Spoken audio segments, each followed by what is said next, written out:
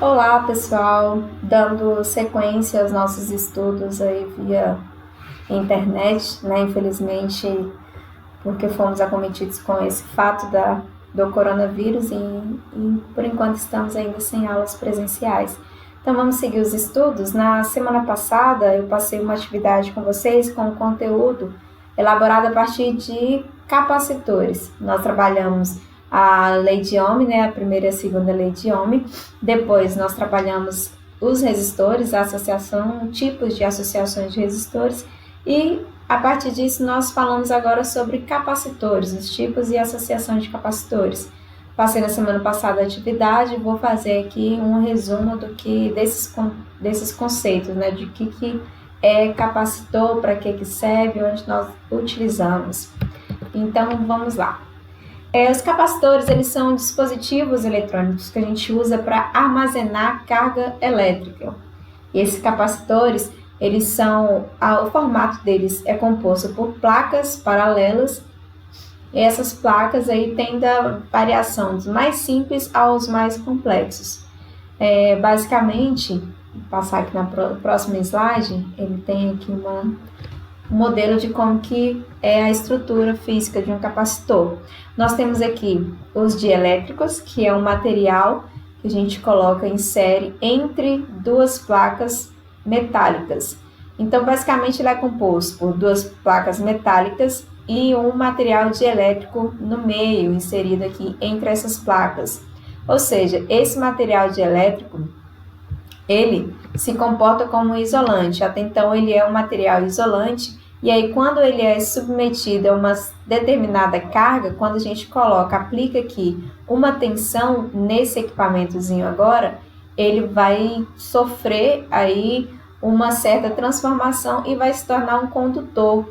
Então, para isso que nós utilizamos esses materiais dielétricos entre as placas. E as placas metálicas, por sua vez, já são condutoras, e aí a gente vai causar um efeito que a gente chama de campo elétrico, quando há uma polarização das cargas. As duas placas contêm cargas elétricas, e a gente lembra do estudo que nós fizemos lá, desde o átomo, né, desde o elétrons, e aí a gente traz isso agora. As placas metálicas, cada uma delas tem cargas elétricas, e aí quando a gente insere esse material e aplica uma tensão, a gente gera aqui um campo elétrico, e aí vai fazer a polarização entre essas duas placas. Então, voltando ao conceito, capacitores são dispositivos eletrônicos que a gente utiliza para armazenamento de cargas elétricas, sendo os capacitores de placas paralelas o tipo mais simples. Há outros tipos também, mas basicamente ele funciona dessa forma: duas placas metálicas e um material dielétrico. Eles estão ligados em diferentes potenciais elétricos à carga que nós vamos aplicar, e é capaz de aumentar a quantidade de carga armazenada entre as armaduras desse capacitor. Então, o que a gente pode analisar também quando vai escolher um capacitor é a tensão máxima que ele suporta. Então, ele está falando aqui, a partir desse material que é utilizado, material dielétrico, a partir das placas, a partir da composição dessa armadura que foi feita, dessa estrutura física, a gente consegue trabalhar a tensão máxima que ele vai poder suportar. Então, toda vez que vocês forem ver um capacitor mesmo, quando nós formos fazer alguma atividade no laboratório, vocês vão analisar que no próprio capacitor ele já vem citando qual é a tensão que ele suporta. Então, pode ser de 16 volts, 25, 50. Então, são vários tipos de tensões que ele pode atingir, que ele pode suportar dentro do circuito.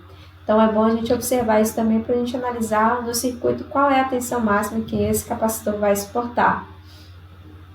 Eles também são conhecidos como acumuladores, né? O que eles estão acumulando? Justamente a carga elétrica, né? Essa é a principal função do capacitor. E eles podem ser encontrados em quase todos os tipos de equipamentos que nós utilizamos hoje em dia. Não só equipamentos, mas como outros circuitos elétricos. A gente pode encontrar em sensores, a gente pode encontrar em osciladores de frequência, filtros, capacitores amplamente utilizados em filtros de ruídos e equipamentos de som, também flashes de câmera fotográficas, fonte de alimentação. Toda fonte de alimentação tem um capacitor, entre outros. Se você pegar O carregador do seu celular, você abrir ele, você vai ver que nele também tem capacitores. Então, é vasta a sua utilização no nosso meio eletrônico, beleza? Vamos seguir agora de conceito. Aqui está a estrutura. E aí nós chegamos na grandeza, que é representada pelo capacitor, né, que é esse fenômeno que ele tem, que é a capacitância. Capacitância é uma grandeza física onde mede-se a quantidade de cargas elétricas que podem ser armazenadas nesse capacitor de acordo com uma tensão, com uma diferença de potencial elétrico que nós vamos aplicar. Então, a capacitância ela é a grandeza, a quantidade de cargas elétricas que esse capacitor pode armazenar a partir da tensão ou a partir da diferença de potencial que a gente vai aplicar nesse dispositivo eletrônico. Então, quanto mais cargas um capacitor ele puder armazenar, maior vai ser o seu valor de quê? De capacitância. Então, para um capacitor ter uma alta capacitância, ele precisa ser um bom armazenador de cargas elétricas. E aí a gente tem uma fórmula para a gente poder descobrir qual é a capacitância do nosso capacitor em uso, né? O que a gente está utilizando. E a unidade de medida dessa grandeza é o Farad ou Coulomb por volt, mas é mais usado o Faraday. E as unidades, elas estão representadas nas unidades do Sistema Internacional de Unidades, né? A fórmula, como que funciona? A capacitância é igual à razão entre a carga elétrica, que a gente já aprendeu a calcular lá em cargas elétricas, quando a gente estudou princípios de eletricidade, sobre o potencial elétrico, ou o que a gente conhece como tensão. Então, a capacitância nada mais é do que a razão entre carga elétrica total e a tensão que está sendo aplicada nesse capacitor. Ela também pode ser encontrada a partir do formato do capacitor. Existem vários tipos de formatos, né? E uma vez como os fatores da área onde que está inserida as placas desse capacitor, a distância entre elas, tudo isso determina a intensidade dessa grandeza. Então, caso algum material dielétrico, né, ou seja, um meio ali entre as placas, seja inserida entre essas placas, a capacitância desse dispositivo, ela tende a mudar, já que cada meio vai apresentar uma característica própria, conhecida como a rigidez dielétrica. Então, a partir do material que a gente estiver utilizando para separar essas placas do capacitor, eu também posso mudar a minha intensidade de capacitância, o meu valor de capacitância. Isso vai permitir que eu calcule, a partir daí também agora, uma outra propriedade que a gente chama de rigidez dielétrica.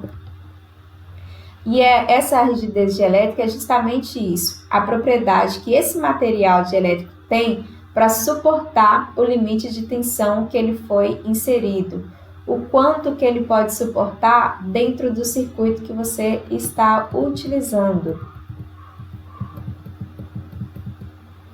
Então, a gente tem uma tabela com vários tipos de materiais e a rigidez dielétrica dele. Aqui eu coloquei é dielétrica. Rigidez dielétrica. Então, ela mede o limite, né, o percentual de tensão que pode ser aplicado no capacitor, a partir do material que nós conhecemos. Nós temos o ar, muito utilizado em capacitores. Então, ele tem uma rigidez dielétrica de 3 vezes 10 elevado a 6 volts por metro.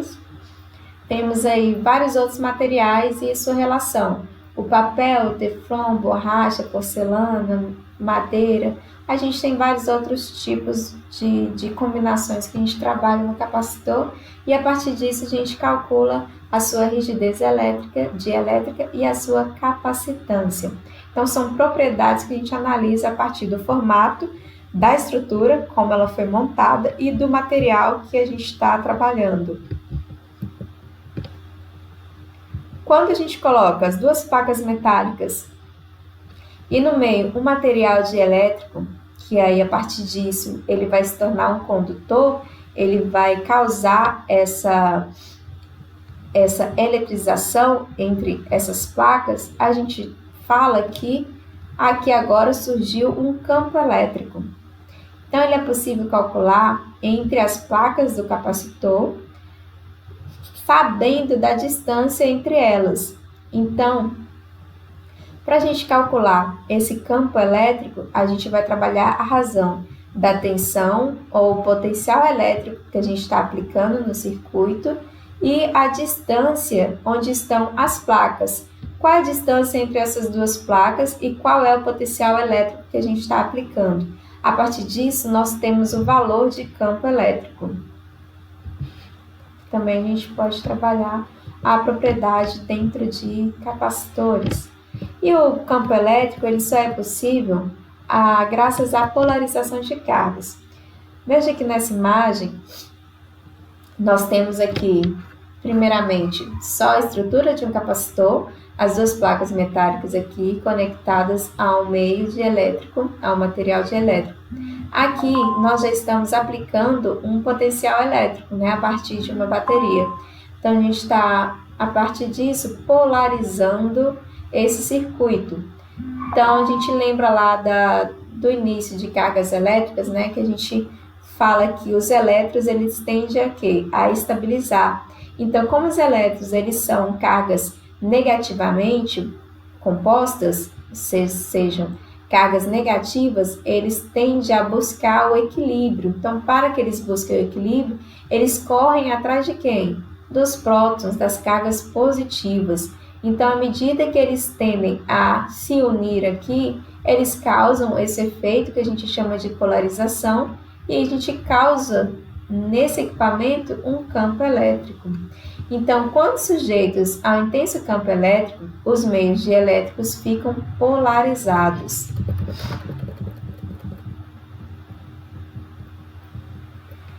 Então, quando um grande campo elétrico, ele é estabelecido através desses materiais, eles tendem aí a se polarizarem, né? Existe a polarização. Passa a apresentar uma pequena separação de cargas em suas moléculas. As cargas de sinal negativo, os nossos elétrons, eles vão se deslocar em sentido à carga positiva do capacitor, né, onde estão os prótons. Isso dá origem a esse campo elétrico de polarização dentro desse material que nós estamos utilizando entre as placas. Então, é assim que funciona o funcionamento se dá da seguinte forma. Quanto maior for essa rigidez dielétrica que nós estudamos no slide anterior, né, que é a propriedade de submeter a esse campo elétrico a uma tensão aplicada, quanto maior for a rigidez dielétrica entre essas placas, maior vai ser a quantidade de cargas elétricas que podem ser polarizadas. Então, mais cargas elas vão poder ser armazenadas entre as armaduras desse capacitor. Então, quanto maior for a rigidez dielétrica aqui, maior vai ser também a quantidade de cargas elétricas e, com isso, uma maior armazenagem entre as minhas armaduras do capacitor. Então, quanto maior ele for, né, de rigidez dielétrica, ele vai ser suscetível aí a acontecer o quê? A polarização e a um campo elétrico. Então, maior quantidade de cargas poderá ser armazenadas. E aí, por que é tão fundamental nos circuitos, né? Um dos fatores é devido à oscilação da corrente elétrica. Então, à medida que a corrente ela vai oscilando aí dentro da fonte, né? O capacitor ele armazena por um período, ele é limitado também esse período, ele também é analisado a partir do material e do formato desse capacitor. E mesmo que se você tirar essa fonte ou você cortar essa alimentação da energia elétrica dentro desse circuito, o capacitor ele vai conseguir segurar essa carga por um tempo e aí ele vai liberando essa carga armazenada dentro dele aos poucos. Então ele tem também essa propriedade aí de liberar essa carga, né, tende ao pico de energia que ele pode armazenar das cargas elétricas e ele vai perdendo essa carga elétrica aí com o limite de tempo, o intervalo de tempo. Também a gente consegue analisar qual é esse intervalo de tempo a partir da estrutura desse capacitor. Então, mesmo que você tire a fonte ou você corte a alimentação desse circuito, por um intervalo de tempo, o capacitor ele vai suprir essa necessidade. Por isso que ele é tão importante e imprescindível nos componentes eletrônicos, né, onde se necessita dessa estabilidade da energia, da fonte de energia que está sendo aplicada nesse componente. Então, de capacitores, o resumo é isso, é o que a gente pode trabalhar nos componentes eletrônicos. Mais do que isso, só a gente vendo em laboratório como que eles podem funcionar dentro do circuito. E aí a gente trabalha com outros componentes, como os resistores, que a gente já viu como que é, como funciona, para que serve, e outros também, né, dentro do circuito ali, em conjunto no circuito. Os exercícios que eu passei para vocês. Passei 8 exercícios e o último, né, é uma pesquisa que eu pedi para que vocês pudessem fazer, mas antes de chegar a essa pesquisa, vamos tentar responder. Então, número 1, né, o que são capacitores? Bom, os capacitores são dispositivos eletrônicos bem simples que consistem de um meio elétrico, duas placas metálicas conectadas aí a um potencial elétrico, a uma fonte de energia. Para que servem? Eles servem para armazenar por um período de tempo, por um intervalo de tempo, a carga elétrica. Deixa eu só voltar aqui.